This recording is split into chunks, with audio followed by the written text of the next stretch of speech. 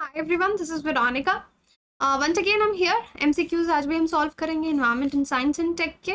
सो देखते हैं आज कौन से क्वेश्चन सॉल्व करने वाले हैं. This is my Telegram channel. आपकी कोई भी क्वेरी हो आप मुझसे कनेक्ट कर सकते हैं because I feel together we can make a huge difference.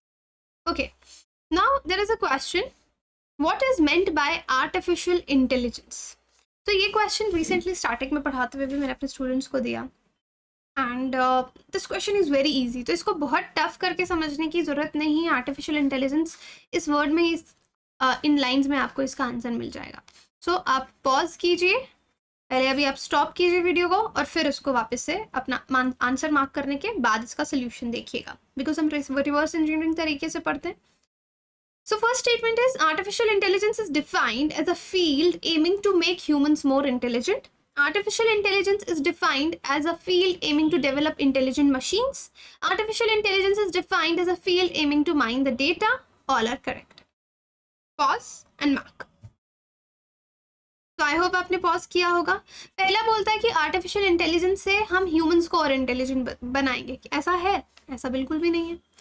फिर artificial intelligence is defined as field aiming to mine data. तो क्या हम इससे डेटा माइन करने के लिए ही ये बनाया जा रहा है? देखो डेटा भी माइन किया जा सकता है at some point of time, but sole reason this is not the sole reason. ठीक है.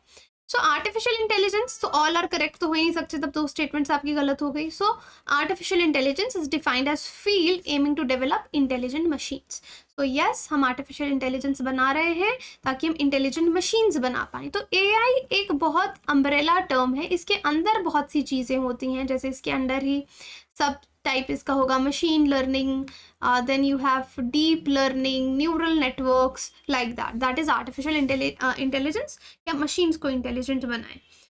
सो basically the development of intelligent systems that can work and reach similar to human beings. तो humans के पास क्या है? इंटेलिजेंस, जो कि natural है. तो इसको आर्टिफिशियली हम क्रिएट कर रहे हैं मशीन्स में ताकि वे ह्यूमन की बराबरी का काम कर पाए. Now next question for you is, again इसका आंसर भी आपको क्वेश्चन में ही मिल जाता है. When someone programs a robot by moving it physically through the trajectory that they want it to follow is known as robot vision control, contact sensing control, pick and place control, continuous path control. तो आप pause कीजिए और mark the answer. So I hope आपने pause किया. तो trajectory हम उसको बता रहे हैं कि तुझे कहाँ से जाना है. तो this is continuous path control. ठीक है. तो ये आपको ध्यान देना है. देखो दो चीज़ें हैं. One you have robotics, another field you have artificial intelligence. तो रोबोटिक्स में क्या है? You have something tangible in front of you. उसमें फिर आप एआई डाल रहे हो, कुछ मूवमेंट हो रही है, कुछ हार्डवेयर है. वर्चुअल रोबोटिक्स भी है जिनको हम बॉट्स बोलते हैं, राइट. तो रोबोटिक्स अलग फील्ड है, आर्टिफिशियल इंटेलिजेंस. अब तो इनके कोलैबोरेशन में हम नई नई चीज़ें कर रहे हैं.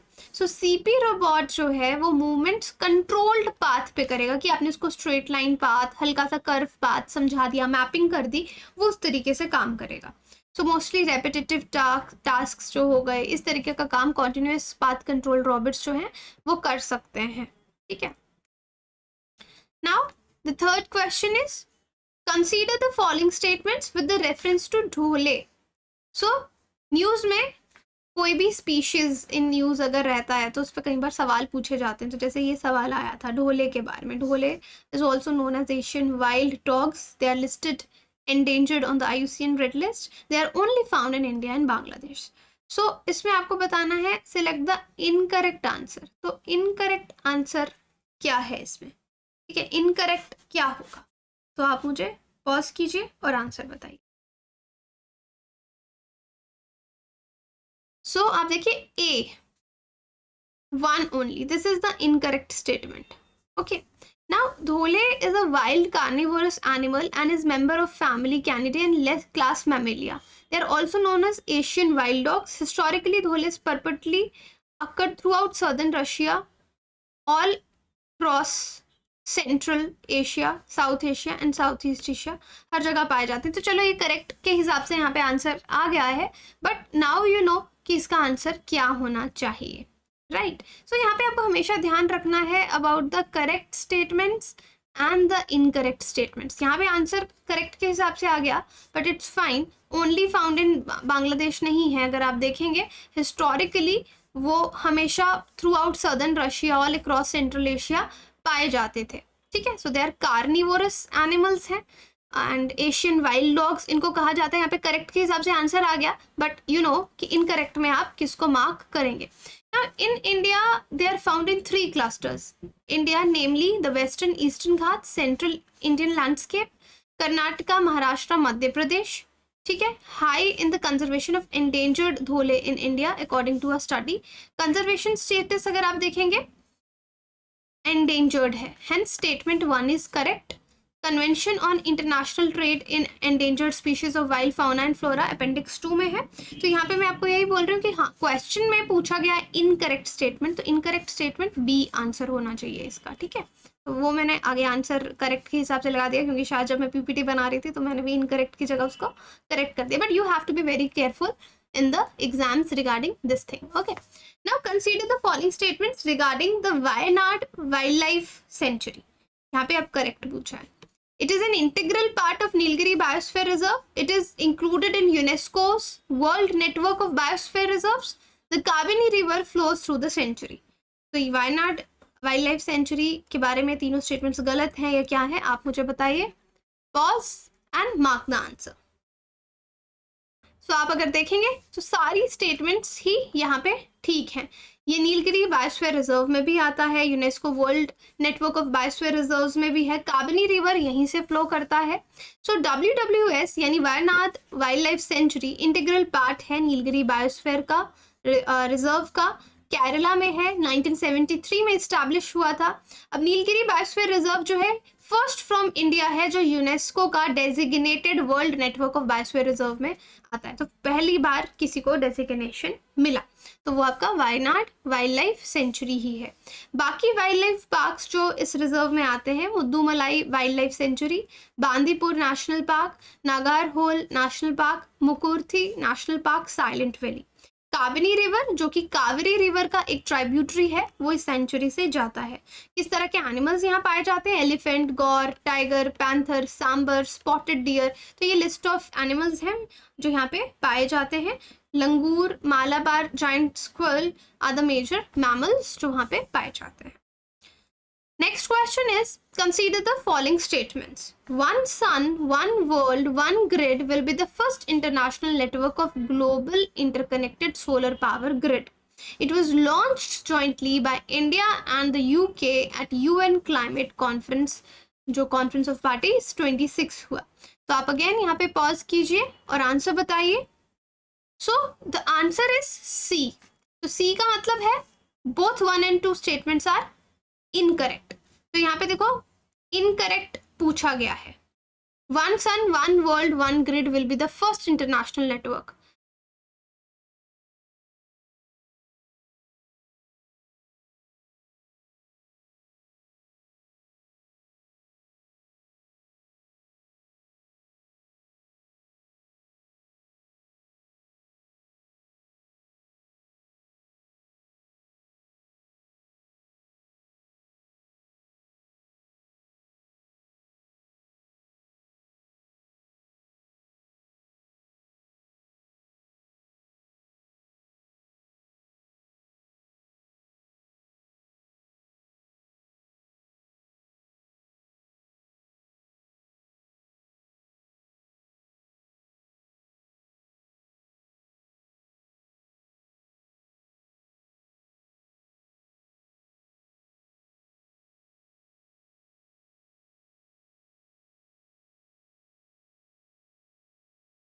तो ये वाला क्वेश्चन हम फिर से देखते हैं। Consider the following statements. One sun, one world, one grid will be the first international network of global interconnected solar power grid.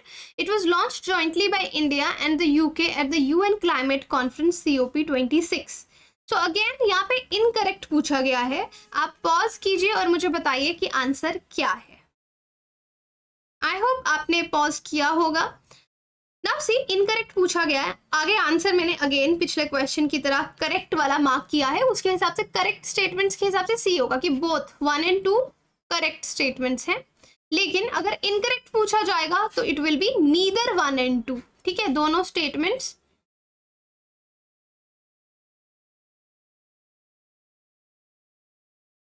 Correct हैं, इसलिए इनकरेक्ट कोई भी नहीं है, राइट। सो आप दोनों इसमें कंफ्यूज मत होना। देखो पीपीटी बनाते हुए मैंने भी यहाँ पे गलती कर दी है। गलती ये की कि मैंने करेक्ट स्टेटमेंट्स डाल दी, बट क्वेश्चन में इनकरेक्ट पूछा था, तो इनकरेक्ट में कोई भी स्टेटमेंट इनकरेक्ट नहीं है, दोनों ही करेक्ट है। तो one sun one world one grid जो है फर्स्ट इंटरनेशनल नेटवर्क है global interconnected solar power grids का, जिनको कंबाइन करके large scale solar power stations बनाए जाएंगे, विंड फार्म्स बनाए जाएंगे, rooftop solar and community grids बनाए जाएंगे, और इंडिया और यूके ने जॉइंटली लॉन्च किया है। तो यही लिखा है कि jointly launch by India and UK COP 26 में on the sidelines of UN climate conference. तो विजन इसका यही है, द सन नेवर सेट्स, कि हमको सोलर पावर का कैपेसिटी इंक्रीज करना है, फॉसिल फ्यूल्स कम करने हैं, रिन्यूएबल एनर्जी की तरफ जाना है, इकोनॉमिक बेनिफिट्स एक दूसरे के साथ शेयर करने हैं, टेक्निकल असिस्टेंस भी यहाँ पे वर्ल्ड बैंक दे रहा है।